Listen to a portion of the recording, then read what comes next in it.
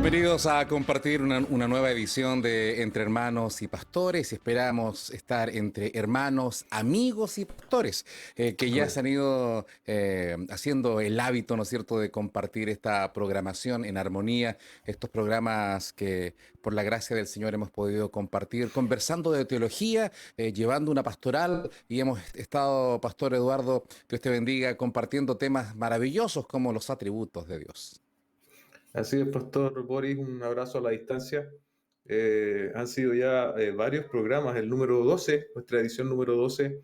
Damos gracias al Señor porque además nos ha permitido la bendición de compartir con diferentes pastores internacionales y también de acá, ¿cierto?, de Chile. Y obviamente siempre somos edificados a través de lo que ellos nos transmiten y nos dejan en cada conversación.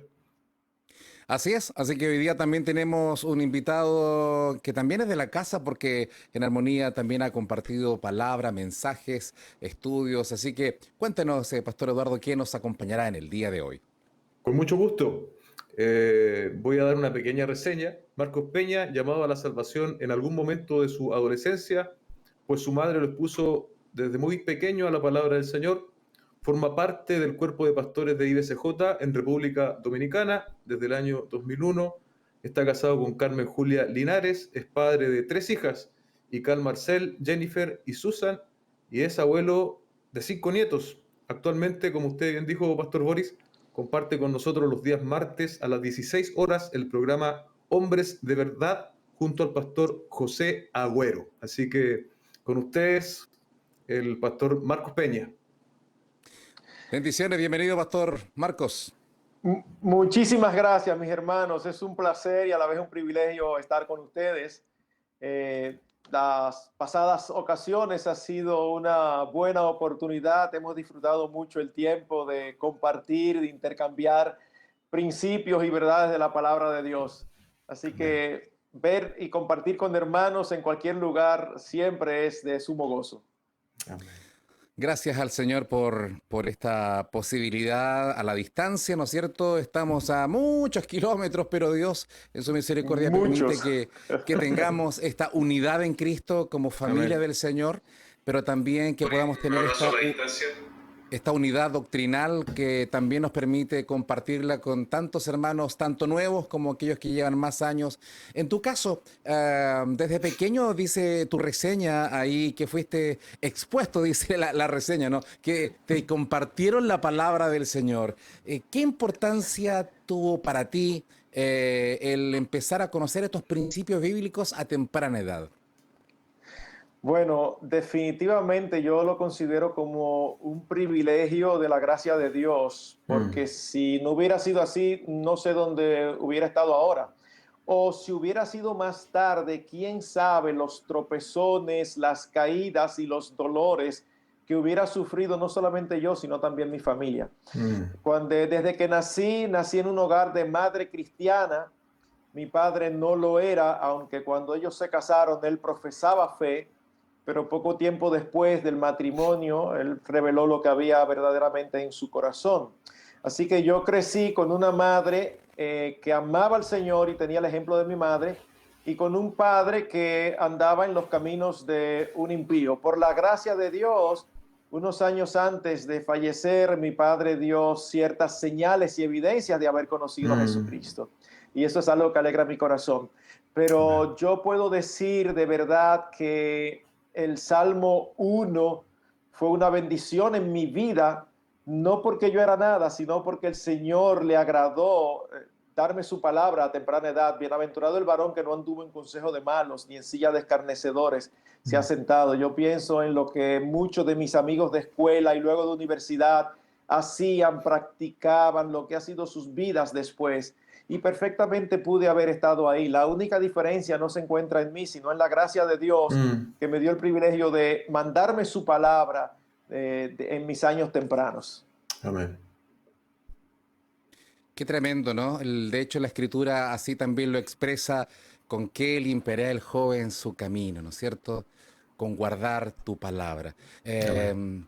Y es justamente hoy día, Pastor Eduardo, en la temática que nos vamos a dar el privilegio de compartir es acerca de la palabra de Dios. Hemos estado compartiendo semanas anteriores acerca de atributos de Dios y hoy día hacemos un giro, pero en la misma línea, porque es importante en esta oportunidad hablar de la inerrancia de la Biblia y si podemos ya empezar a dar alguna definición para que los hermanos sepan de qué estamos hablando. Por supuesto, quiero partir con una especie de pregunta que nos va a dar curso, ¿cierto?, a lo que vamos a conversar hoy. Y es, ¿la Biblia solo contiene la palabra de Dios o la Biblia es la palabra de Dios? Es una gran disyuntiva a responder. Puede sonar similar, pero no es lo mismo. No es lo mismo decir que la Biblia contiene la palabra de Dios a que la Biblia es la palabra de Dios. Entonces, hay que plantear esto desde su base, ¿cierto? Y la definición de inerrancia, la más formal, por así decirlo, surge en 1978 en el Concilio de Chicago, donde se reunieron más de 200 pastores allí para hacer esta definición. A ver si durante el curso, ¿cierto? Porque nosotros, tal vez para los hermanos, es más cercano hablar de que la Biblia es infalible, ¿cierto? Entonces, a ver si podemos también lograr establecer esa pequeña diferencia y también por qué surge, pero sin extenderme más, una definición bien, no la de Chicago, pero una que es bien directa y más fácil de entender también para todos los hermanos que nos están escuchando, es básicamente esta, que la Biblia en sus escritos originales no contiene ningún tipo de error. Eso es como más fácil, ¿cierto?, de entender. En sus escritos originales, la palabra del Señor no contiene ningún tipo de error. De eso es básicamente lo que trata la inerrancia y de lo que vamos a estar hablando hoy, Pastor Boris. Sí, la verdad que cuando empezamos a estudiar hay material que empezamos a buscar, a revisar, y estaba viendo que esta palabra ya empieza a aparecer, la inerrancia, ¿no? Desde el siglo XIX, pero en realidad después se va tratando de dar a entender exactamente lo que aparece en ese concilio en Chicago, pero no es solamente de siglos de ahora, relativamente hace poco, Pastor Marcos, esto estamos hablando desde el comienzo, aún el mismo testimonio bíblico y los primeros hombres, los primeros siglos ya daban a conocer que la escritura no contiene error, que es digna de confianza. Esa es la palabra clave. Es que si la escritura tuviera errores, entonces pierde toda la confiabilidad. Porque ¿quién determina dónde hay error y dónde hay verdad? Entonces, desde los inicios de la iglesia se empezó a hablar de ese término porque se entendió desde el inicio lo fundamental que era establecer esa verdad. O la escritura es confiable o no lo es. O la escritura está sujeta a interpretaciones subjetivas o no lo está. Es por eso que el apóstol Pedro dice que ninguna escritura es de interpretación privada. No, es que no depende de cómo nosotros la veamos o lo que a nosotros nos parezca. Depende más bien de lo que Dios determinó y quiso decir. Así que esta es una doctrina fundamental para que la Biblia sea confiable. Cuando nos topamos, no solamente a través de la historia, sino aún en el día de hoy, con esas tergiversaciones que tratan de adaptar la escritura a la época, en lugar de la época a la escritura, siempre eso incluye el ir en contra de esta verdad, de que la escritura es inerrante.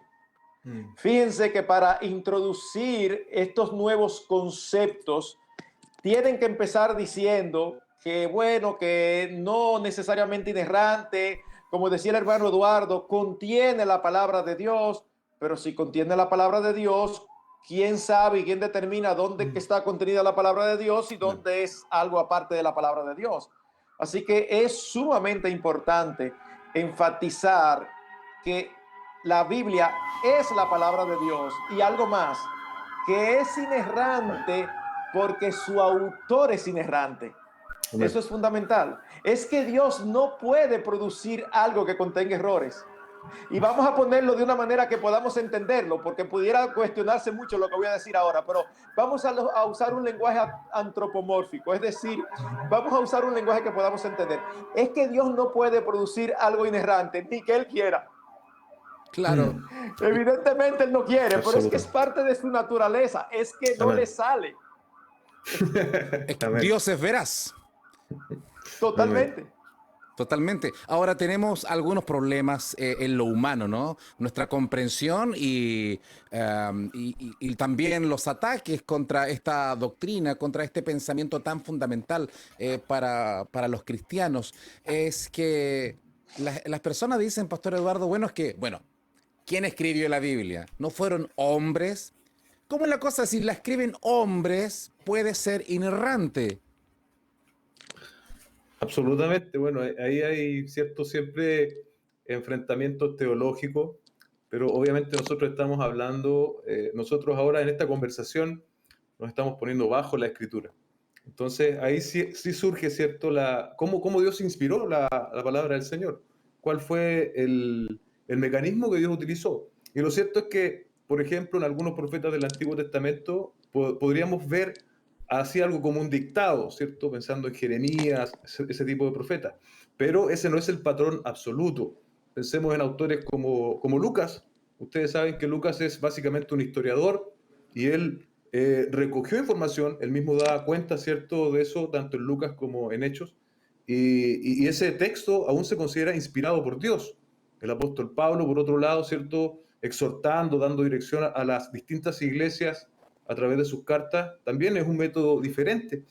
Y aquí surge un desafío, ¿cierto? Un desafío que yo solo pienso que solamente puede ser asumido cuando el Espíritu Santo está morando en nosotros, porque estamos diciendo que es un texto inspirado, ¿cierto? Recuerdan ustedes el texto ahí en 2 Timoteo 3:16, toda la escritura es inspirada por Dios. Y honestamente yo no sé mucho griego, pero esa sí me la sé, y es theosneutos, ¿cierto? Que quiere decir exhalado, que ha salido de la boca de Dios. Entonces, independiente del método que Dios escogió para traer la inspiración a determinados autores humanos, decimos, ¿cierto?, junto con Pablo y junto con toda la escritura y el testimonio que da, no solo aquí, sino que en múltiples textos, que la palabra del Señor, si bien ha sido escrita por hombres, es inspirada, ha salido de la boca de Dios, y Dios no solo inspiró las ideas, sino que inspiró también las palabras, y eso también es muy importante subrayarlo, Pastor Boris. Esto es por fe, es por gracia, el poder llegar a tales conclusiones, Pastor Marcos, porque aquí hay un mix. Por eso es tan importante profundizar la escritura, porque no sé si allá se conocerá, pero acá alguien ha dicho que existe como la fe del carbonero, el creer. ¿Por qué crees? Porque sí, no hay mayor fundamento. Y en esto los cristianos debemos pedir al Señor, y porque tenemos la posibilidad bíblicamente de profundizar para conocer la inspiración bíblica, para conocer la autoridad bíblica, para conocer la inerrancia de ella. Por lo tanto, es posible seguir avanzando en el conocimiento y descubrir o redescubrir estas verdades profundas para nuestra fe, sobre todo en tiempos como los que estamos viviendo, Pastor Marcos. Me acordó esa frase de la fe del carbonero, porque se le pregunta al carbonero que qué es lo que cree, y él dice, lo que cree mi iglesia. ¿Y qué cree tu iglesia? Lo que creo yo.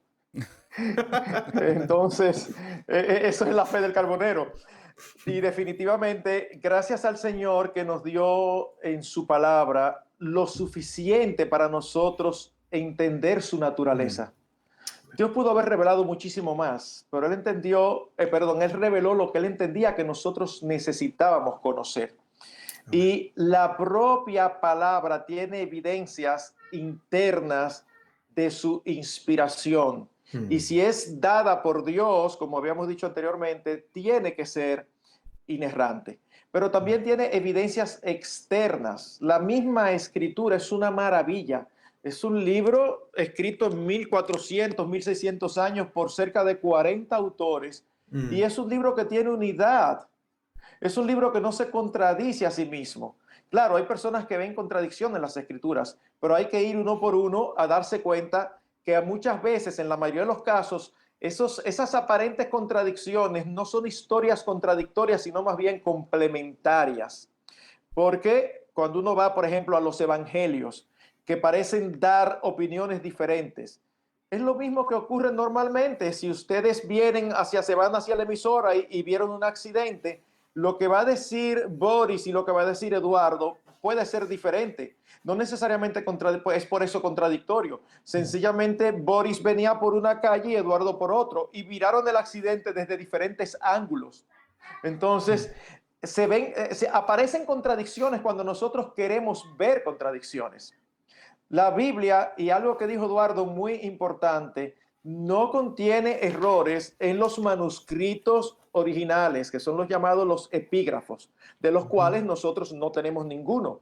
Pero hay muchísimas copias y copias, son tantas las copias que permiten recopilar y nosotros tener un alto porcentaje de certeza de que lo que tenemos hoy en las diferentes traducciones es altamente fiel a los originales. Así que de verdad, por un lado, es cierto que uno cree en la inerrancia de las escrituras por fe, eso es cierto, pero al mismo tiempo, si vamos a compararlo con otros escritos de la antigüedad, las evidencias son mucho mayores. Amén. Esos famosos libros conocidos como la Ilíada y la Odisea, por ejemplo, quizás tienen uno como 10 copias, el otro como 50. Y la gente piensa que sí, que eso fue lo que escribió el autor. Nosotros tenemos miles de copias y todavía en tiempos recientes siguen apareciendo. Y es interesante que cuando aparecen, yo supongo que los incrédulos se frotan las manos, ahora soñando con que va a aparecer algo diferente. Y lo que aparece nuevo, lo que hace es ratificar que lo que tenemos es bastante confiable. Amén. Bueno, eso ocurrió, ¿no es cierto?, con las cuevas de Qumran cuando se descubrieron y lo único que vinieron fue ratificar. Incluso se encontraron copias más antiguas que atestiguaban. Por lo tanto, esta confiabilidad es tremenda y tiene ese testimonio de la fe, ese testimonio aún de las cosas que se van conociendo a través de los estudios, pero también está aquello que va marcando la vida, el poder encontrarse la palabra de Dios, cómo va transformando a las personas, los testimonios de cada uno, aun cuando quizás es otra área de estudio que podríamos tener, pero de igual manera sigue impactando, Eduardo, en la transformación que la palabra de Dios produce, esta palabra verdadera que cambia vidas. Por los siglos de los siglos, ¿cierto? Y a pesar de toda la oposición que pudo haber en contra de la palabra del Señor y que incluso hoy día, ¿cierto?, estamos viendo muy manifiesta, la palabra del Señor sigue haciendo su obra eficaz en la vida de cientos de miles, por qué no decir millones tal vez, de hombres y de mujeres. Y claro, podemos hablar perfectamente de una autenticidad, ¿cierto?, manifiesta en aquellos que vienen al Señor y que dan cuenta de esa realidad. Para el incrédulo es una locura, ¿cierto? Pero para quien ha sido alcanzado por la gracia del Señor a través de la predicación de la palabra, de su evangelio, somos testimonio vivo, ¿cierto? Y nadie nos va a poder arrancar esta verdad de nosotros mismos. Y eso ciertamente es un testimonio, para algunos será subjetivo, ¿cierto?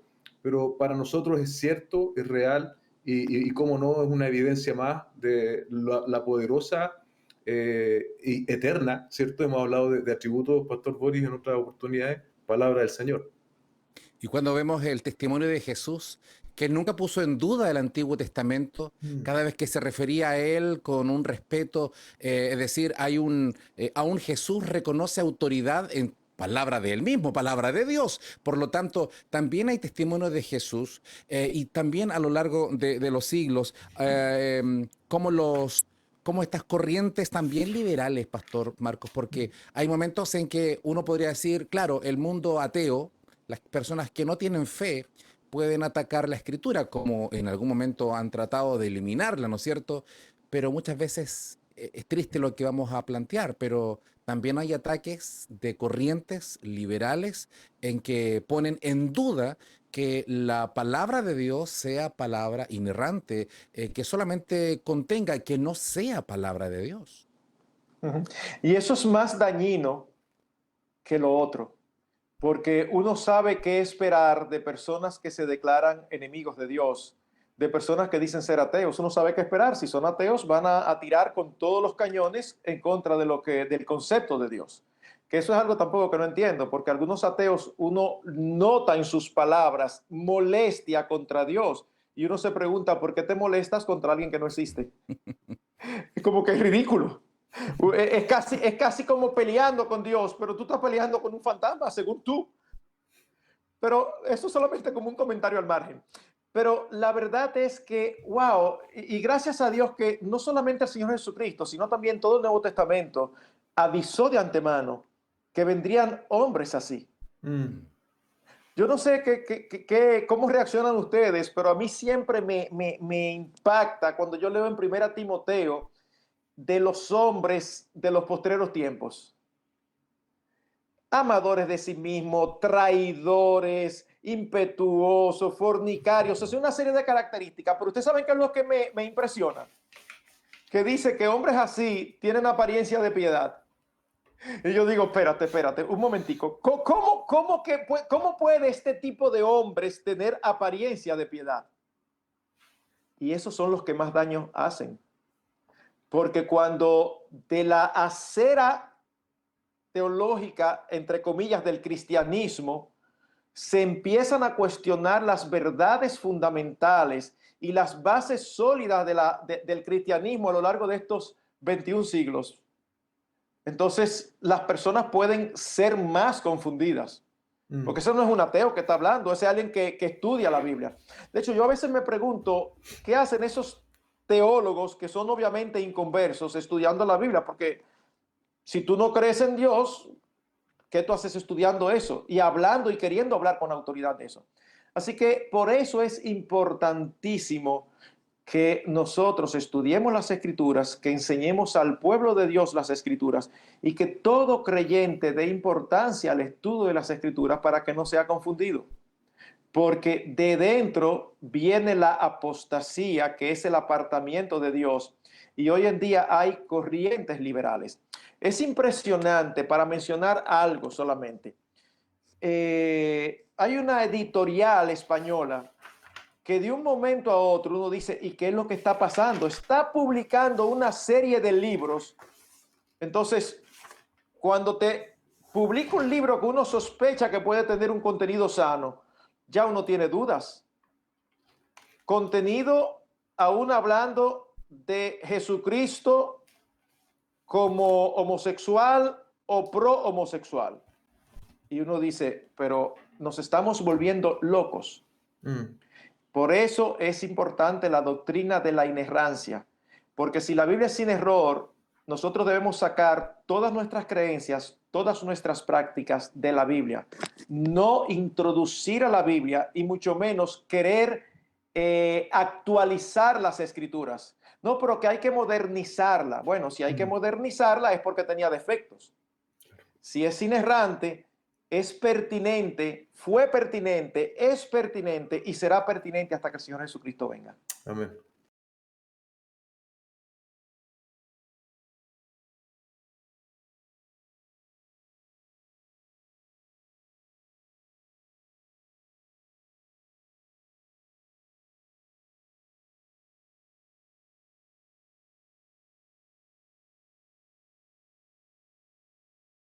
Que el sacrificio de Cristo y que el Cordero de Dios eran palabras como desactualizadas, que hoy día como que habría que buscar otras formas de poder entender la redención. Y uno dice, pero ¿de qué están hablando? Es decir, ¿cómo poder quitar aquello que es el fundamento del sacrificio de Cristo, tratar de cambiarlo? ¿Por qué? De ahí la importancia de que los cristianos podamos mantener nuestra fe firme en la palabra tal como el Señor la ha entregado.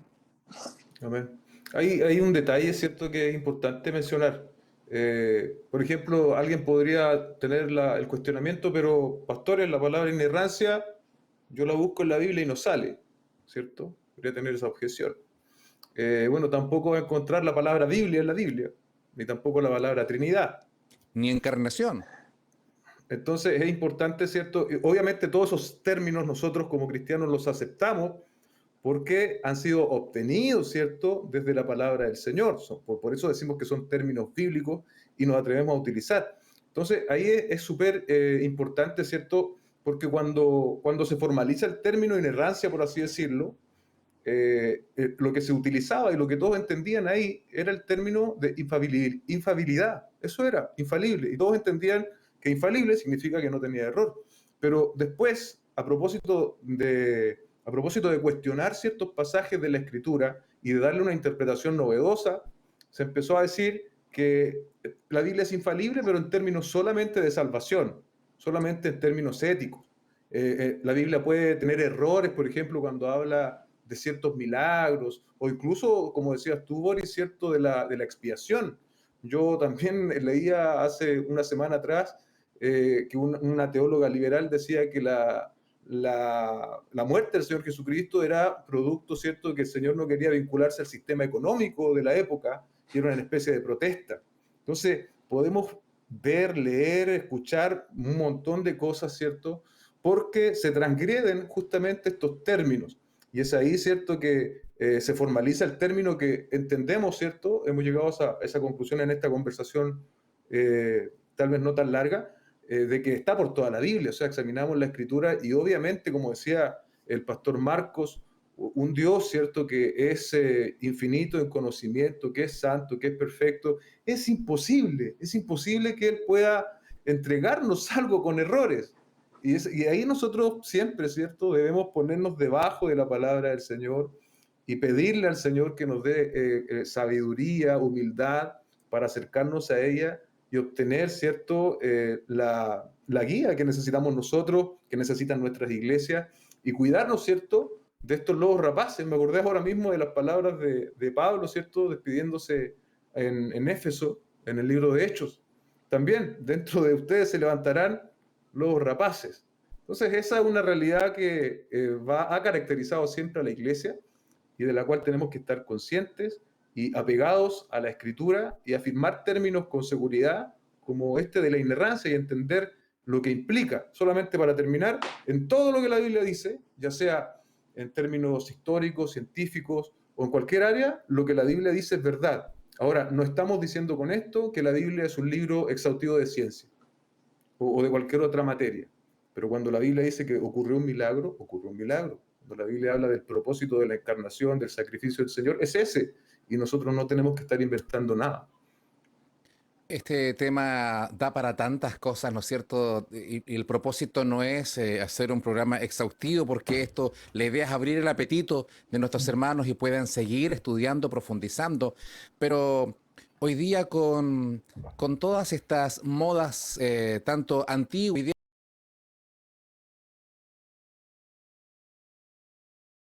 hay Biblias feministas, por ejemplo, donde cambian el Padre Nuestro por Madre Nuestra. Es decir, hay una abierta confrontación a lo que el Señor nos entregó. Cuando habla de que el Señor creó a Adán y a Eva, hombre y mujer los creó, a imagen de Dios los creó.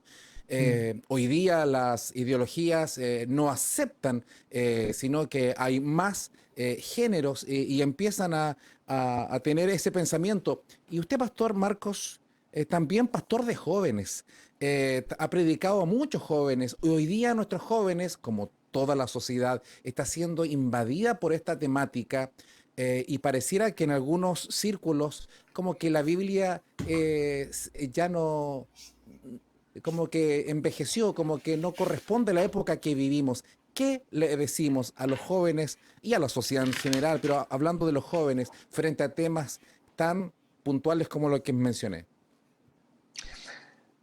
Como siempre, la Biblia tiene respuesta a todas las inquietudes de los hombres.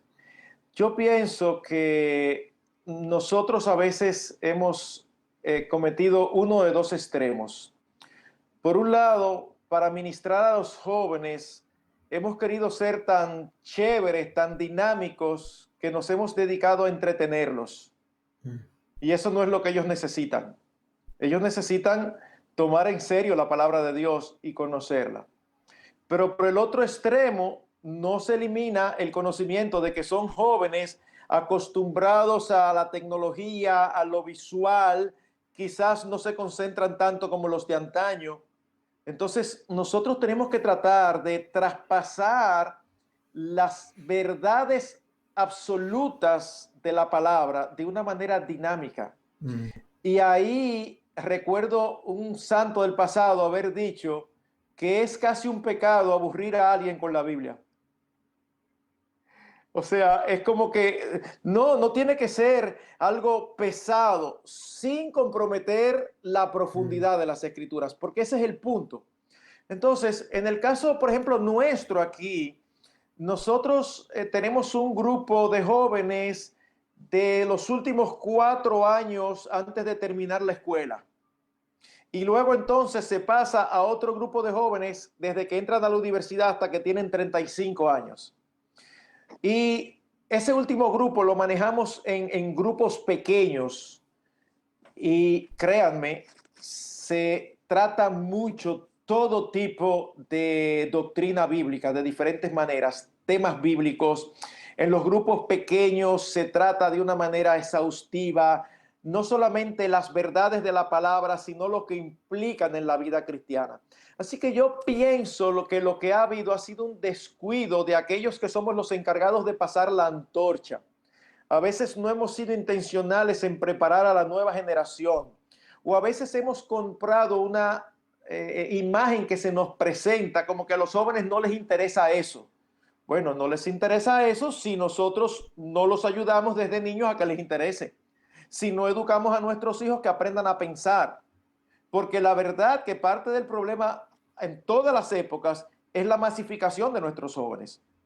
Cuando nosotros éramos jóvenes, y me parece que yo soy más viejo que ustedes dos, cuando yo era joven y cuando ustedes eran jóvenes, siempre podemos pensar en movimientos masificadores y los jóvenes siendo movidos sin ni siquiera pensar.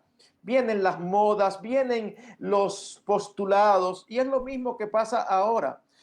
Yo veo por internet a jóvenes, por ejemplo, defendiendo el aborto y repiten como papagayos lo que han oído. Cuando se topan con otro joven que tiene un poco de conocimiento y de razonamiento y viene con argumentos no solamente lógicos, que son suficientes para desbaratar esa idea, pero cuando viene con argumentos bíblicos es como que no saben ni siquiera responder.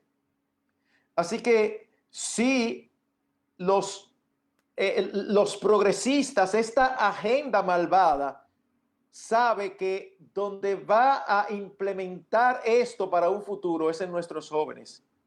Nosotros, los que somos un poco más maduros, debemos de tener cuidado de no estar comiendo un caramelito y olvidarnos de prepararlos.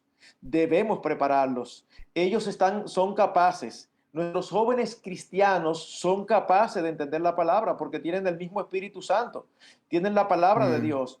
Pero a veces, tristemente, el tiempo se ocupa para entretenerlos, para que no se vayan de la iglesia, para mostrarles que la iglesia no es un lugar aburrido. No. Nosotros no estamos para entretener jóvenes, nosotros estamos para impactar jóvenes. Pero al mismo tiempo, el evangelio es espectacular, es poder de Dios, es explosivo, es dinamita de Dios. ¿Cómo nosotros vamos a minimizar y a pensar y a comprar nosotros la idea de que eso es aburrido y a ellos no les interesa? No, eso es lo que necesita todo ser humano y nuestros jóvenes lo necesitan. Y cuando podemos impactarlos a ellos con la verdad de la palabra, enseñándoles a manejar las escrituras, manejando con ellos apologética, argumentos para que sepan cómo responder, miren, no les va a ser muy difícil. Yo creo que en mi época era más difícil, porque en mi época los que no eran cristianos tenían un poquito más de formación y sus argumentos eran un poquito más intelectuales. Lo que yo percibo hoy, ni argumentos hay. Ellos ni están pensando, solamente repiten como papagayos. Uno manda a las universidades a jóvenes bien preparados y de verdad que no van a encontrar mucha objeción. Me recuerdo de Daniel, sus amigos, ¿no es cierto?, en medio de Babilonia, poder no solo sobrevivir, sino que vivir dignamente como hijos de Dios en una generación como la que nos toca vivir hoy día, Amén. tanto los niños, los jóvenes, pero aún los adultos. Ser el pueblo del libro, ser hombres, ser iglesias que estudian profundamente la escritura es algo no solamente deseable, sino que demasiado necesario, Pastor Eduardo. Absolutamente, pensaba en lo que nos estaba compartiendo el pastor Marco y tiene mucha razón. De pronto sobreenfatizamos ciertas cosas y nos vamos a un extremo, ¿cierto? Y en este sentido yo debo ser honesto, son extremos de los cuales yo participé y conozco. Entonces no son cosas de las cuales yo podría hablar en teoría. Sé que una iglesia mal enfocada, ¿cierto? Con un propósito mal enfocado, solo de captar personas o de mantener a los jóvenes, recurre muchas veces a cualquier tipo de estrategia. Y ahí también, obviamente, vulneramos de nuevo la palabra del Señor, porque muchas veces esas estrategias eh, a veces son antibíblicas y otras veces no son bíblicas, no encuentran fundamento en la Escritura. Y obviamente hay una demanda, ¿cierto?, para nosotros, los que lideramos, de poder ser lo suficientemente claros, ¿cierto? Y también contar con estas herramientas. También soy testigo de lo que dice el pastor Marco en el sentido de que hoy hay una generación de cristianos mucho más instruidos y siempre yo también lo he visto, está el temor, ¿cierto?, de que cuando un joven de la iglesia va a la universidad, termina, ¿cierto?, alejándose de su fe. Tristemente se ha visto, pero creo que el punto es en la tarea previa, ¿cierto? La tarea previa, como lo decía el pastor Marco, necesitamos traer la doctrina de manera clara tanto para jóvenes o en la extensión, ¿cierto?, a toda la iglesia, de manera que estas ideologías, formas de ver, ¿cierto? Incluso de hacer iglesia, no terminen transformándonos en cualquier cosa, menos en la iglesia del Señor, como dice Pablo, ¿cierto? Columna y baluarte de la verdad. Entonces, tenemos una Amén. gran responsabilidad que no es alternativa ni opcional. Si somos iglesia, tenemos que hacer las cosas en conformidad a lo que nos ha dicho esta inerrante palabra del Señor. Tener Amén. fundamentos son tan valiosos porque de repente en Chile, no sé, allá en República Dominicana, pero eh, eh, de repente la televisión, los medios no invitan a pastores preparados, sino Mm. que pareciera que lo hacen a propósito para solamente para festinar, es decir, no buscan a personas que puedan enseñar correctamente la escritura, obviamente que no les interesa, ellos tienen Ujú, otra agenda, pero ujú. el llamado no solamente a los líderes y pastores, sino que toda la iglesia, la importancia de seguirnos preparando, capacitándonos, buscando, profundizando la escritura, porque es un privilegio que hoy día, en este tiempo, cuando, cuando más tenemos acceso a la palabra. Siglos anteriores eran unos privilegiados que sabían Mm. leer o que pudieran acceder a una copia de la escritura, pero hoy día la mayoría del pueblo del Señor tiene acceso no solo a una Biblia, sino que podemos tener a diferentes versiones, a versiones más antiguas, más clásicas, interlineales, es decir, hay una tremenda, hoy día tenemos tanta capacidad de tenerla a nuestro alcance, pero no sé si necesariamente se está leyendo más y entendiendo más, pero al menos el desafío es ese. Pastor Marcos. Es fundamental volver a la escritura.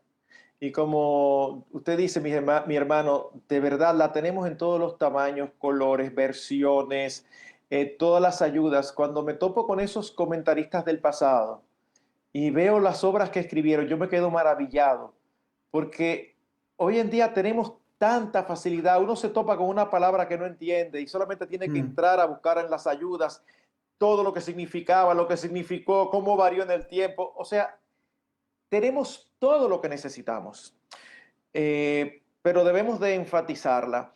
Y eso es algo que nosotros hemos tratado de hacer. Desde hace varios años atrás, una iglesia hermana da unas capacitaciones pastorales. Y en esas capacitaciones, la gran mayoría viene de un grupo de iglesias que tienden a enfatizar mucho las emociones, las experiencias extraordinarias.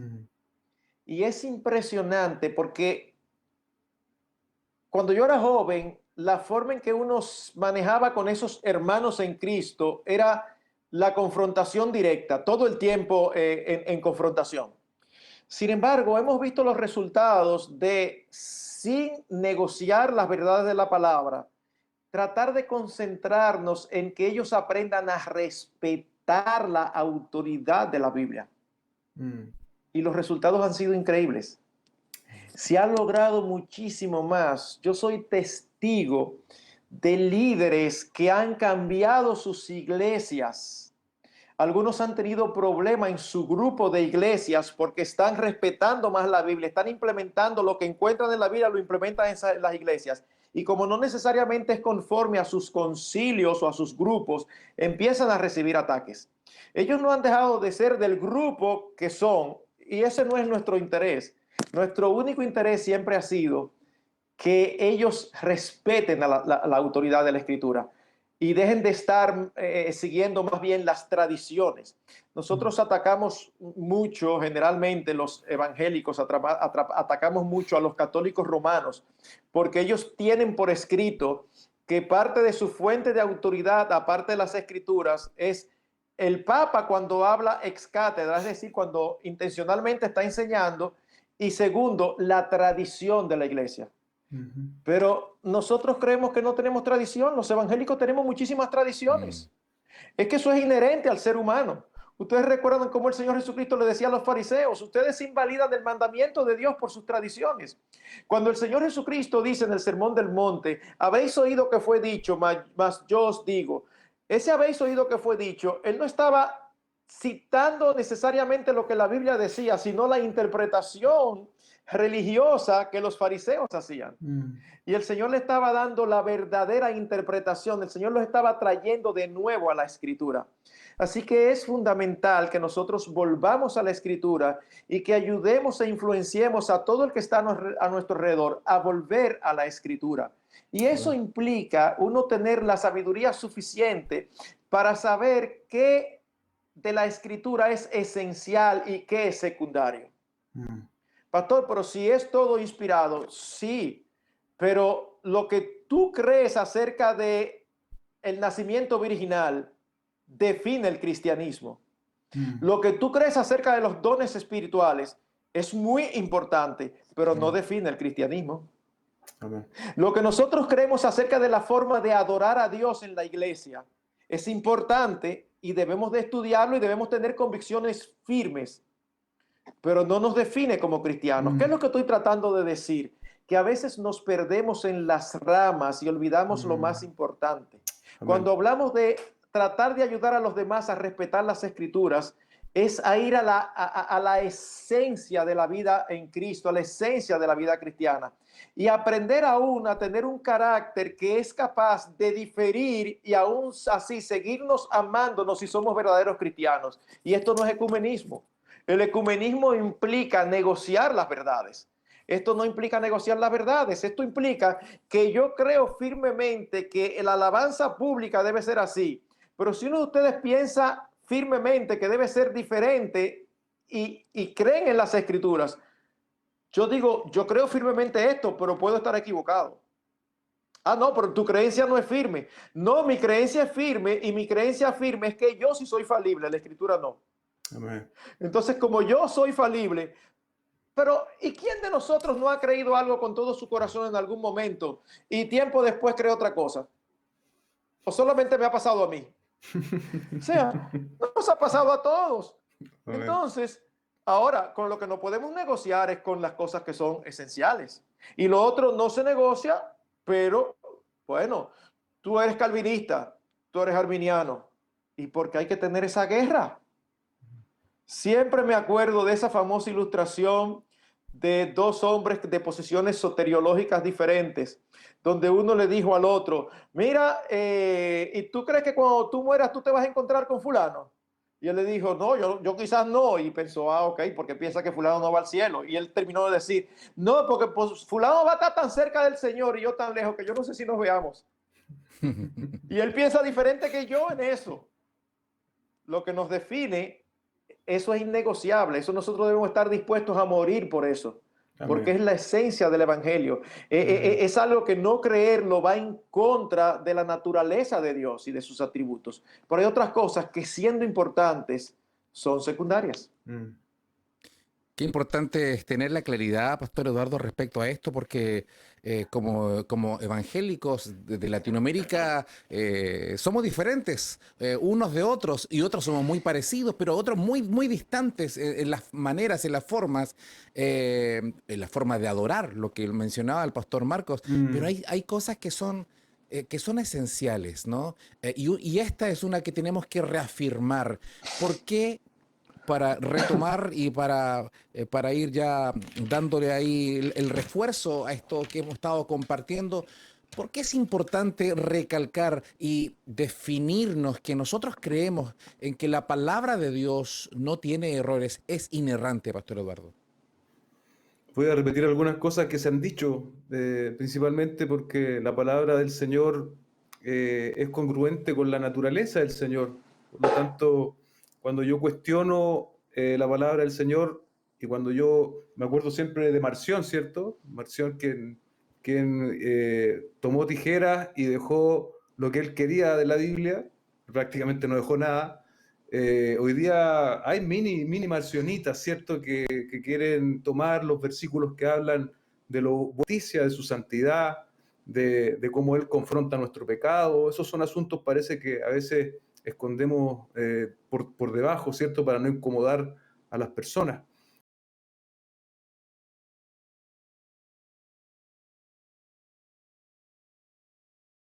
Y volviendo a la idea, y para finalizar, ¿cierto?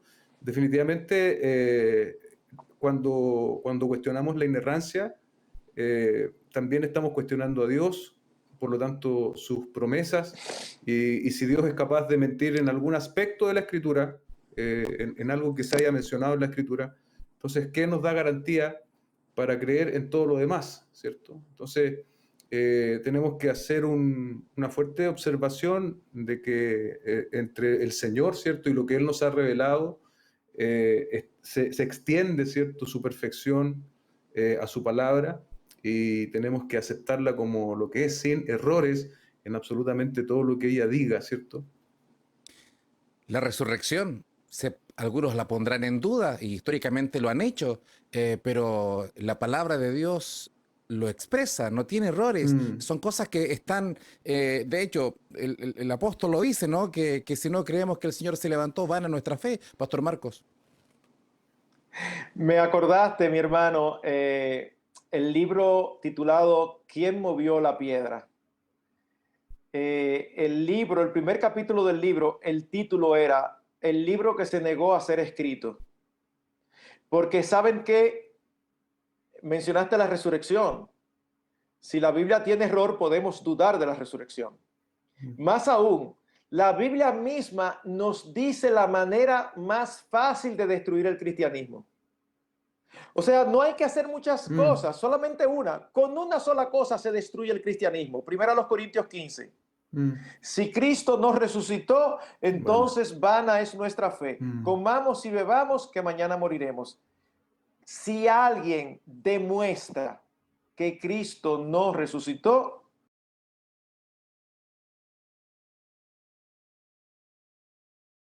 ese libro fue resultado de la investigación de dos escépticos que se propusieron rebatir las escrituras. Se propusieron demostrar que el cristianismo era falso y se dividieron el trabajo. Y el que escribió este libro se puso a investigar históricamente, arqueológicamente, todo, legalmente, para demostrar que la resurrección de Cristo era un mito. Investigando eso profunda y honestamente, llegó a la conclusión, todo anota a que de verdad resucitó. Y si Él resucitó, entonces Él es Dios. Y si Él es Dios, yo tengo un problema. Y ese hombre se convirtió al Señor. Por eso el primer capítulo se titulaba El libro que se negaba a ser escrito. Porque él no empezó a estudiar para escribir ese libro. Él empezó a estudiar para escribir otro. Pero se topó con todas las evidencias que ratificaban que la Biblia es verdad. Amén. Que la palabra de Dios es verdad, que su testimonio es fiel y verdadero. Y eso es lo que el hombre en toda época necesita. La verdad de la palabra de Dios, que es la que nos revela a Cristo, el único que puede salvarnos de nuestros pecados. Amén. Pastor Marcos, un privilegio tenerle con nosotros, compartir los micrófonos y solamente invitar a nuestros hermanos a seguir profundizando en estas verdades. Tenemos este privilegio tan grande, este tesoro tan grande en vasos de barro que somos nosotros, y tenemos su palabra, tenemos esta herencia maravillosa de la Escritura en nuestras manos. ¿Cómo debemos amarla, valorarla, leerla, meditarla y principalmente, Pastor Marcos, para ya finalizar, para despedirse, obedecerla? Amén, amén. Como dijimos al inicio, ustedes estuvieron estudiando, ¿verdad?, atributos de Dios. En este momento estamos hablando de la inerrancia. Como dijimos al principio, si salió de Dios, no puede tener errores porque Dios no tiene errores. Pero es impresionante cómo la verdad de la inerrancia de las Escrituras se relaciona íntimamente con varios de los atributos de Dios. Se relaciona con su inmutabilidad. Dios no cambia. Si tuviera errores, en algún momento Dios se daría cuenta y tuviera que cambiarlos. No es que Dios no cambia, porque Él no tiene por qué cambiar, porque Él siempre está en lo correcto. Amén. Se relaciona con la omnisciencia de Dios. Dios lo sabe todo. Dios sabe aún las posibilidades que nunca se han dado. ¿Qué significa eso? ¿Por qué nosotros cometemos errores? La mayoría de las veces porque nos falta información, o porque nos confundimos, o porque malinterpretamos los hechos. Dios es un Dios veraz. A Dios no le pasa eso. Él sabe todas las alternativas de todas las situaciones. Por eso es imposible que Él cometa errores, porque Él tiene toda la información. Amén. La fidelidad de Dios. Qué bueno es saber que Dios, siendo todopoderoso, soberano, justo, al mismo tiempo es fiel a sus promesas. ¿Y por qué es fiel? Porque Él no miente, porque Él no comete errores. Si Él cometiera errores, un solo error sería suficiente para que Él no fuera confiable. Así que, wow, saber que la Escritura no contiene errores nos dice de Dios que Dios es un Dios digno de confianza. Él Amén. Nunca nos defraudará, porque Él siempre hace lo que promete. Amén. Dios te bendiga, Pastor Marco, un privilegio compartir contigo. Pastor Eduardo, ya para ir finalizando. Sumarme nomás a los comentarios, gracias Pastor Marcos, y anunciarle también a los hermanos que la próxima semana vamos a estar compartiendo con el Pastor Sugel Michelén, también siempre a las 4 de la tarde. Un abrazo para todos los que estuvieron junto con nosotros. Y a leer la palabra, a disfrutarla, a obedecerla, a vivirla, este privilegio que el Señor nos da. Si Dios lo permite, nos reuniremos la próxima semana para seguir compartiendo de teología y llevándola también a una pastoral práctica para cada uno. Y como siempre, entre hermanos y pastores. Bendiciones. Amén. Amén. Bendiciones. Bendiciones.